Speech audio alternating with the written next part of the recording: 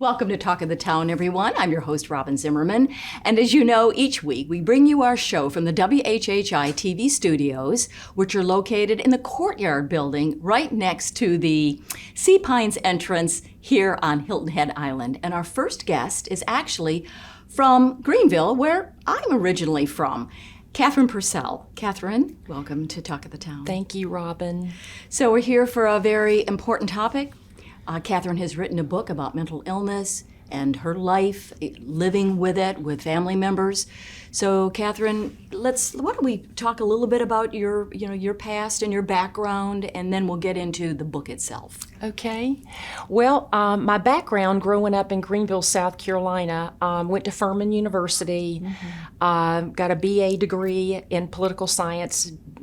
I decided not to go to law school, so I didn't know what else to do with that. So I ended up going back for a business degree, worked in an apparel company, and then finally got into pharmaceuticals. Okay. And one of the reasons that, one thing that I wanted to bring up too is that growing up in Greenville in a family with a lot of mental illness posed a lot of challenges for me because my mother's family dealt with a lot of mental illness, and she didn't really want to face that. And it manifested itself in her by way of a kind of a narcissistic personality. And I know we bandy around that term a lot, but it really has dangerous or damaging consequences. Well, you said you have two siblings, yes, a sister and a brother. So when you say narcissistic, can you give me some examples of how it would be demonstrated in the family and in the home? Absolutely. She was either incapable or just not willing to be empathetic towards us. She was very critical. Reluctant to give any kind of praise, and unfortunately the effects that had on three little kids that are dependent on her was to have a real self-esteem problem, because we didn't know if we had done something right if we weren't ever praised. And this whole toxic situation got worse because when my sister came along, she started demonstrating a lot of aggressive, bizarre behavior, even at the age of 3.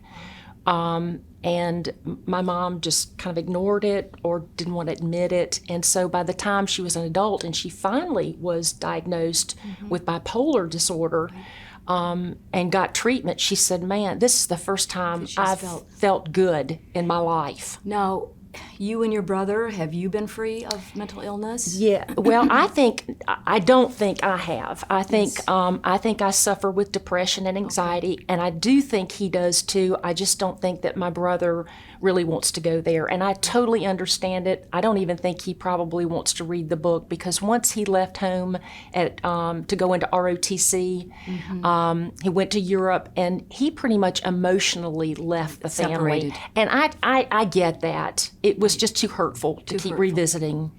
Now, so show us the book, and it is called There's Something Wrong With Us, A Daughter's Story of Mental Illness, Loss, and Healing. So to have lived that sort of a life and growing up, but then to write it all down, you said that you began to write snippets 6 years ago, but then you really dug into it during COVID last year, and it was just published. So was it painful to write? Yeah, it really was. And I had walked around complaining about, my family life for so many years in talking to my husband, my soulmate, Maury. And he just said, "You really need to write this down, because I think you're focusing so much on the negative and you don't realize the impact of so many wonderful people like your dad and your 5th grade teacher and your nanny," and we called them maids back then, but housekeepers had in your life. And so when I first started writing the book, I was so angry. Reliving all the mean and hurtful things that my mom would say to us kids, made fun of us and called us names. And but then as I started getting through the book and my life, I realized all the wonderful people that had reached out to me and been so kind. And so I ended up feeling so sad for my mom because towards the end she was she told me that she was remorseful for some of her life. She didn't go into any detail, so I don't know what all that involved, but it broke my heart. And I kept thinking she lived a very unfulfilled life, being so angry all the time and defensive and guarded. And so she never really got help. No. And then you children, you didn't really know. I guess you thought it was normal to live with a parent that was so mean, basically, to you. I mean, your father was there, but... Yeah. But once I married Maury, his mother was so sweet and the antithesis of my mother that I was... families aren't all like mine. Right. Now, the book is available, and on, where can we get it? Amazon. So that's where that's the only place you can get it right now. But eventually it'll be at Barnes & Noble, at the local Barnes & Noble store, and then maybe I'll branch out later.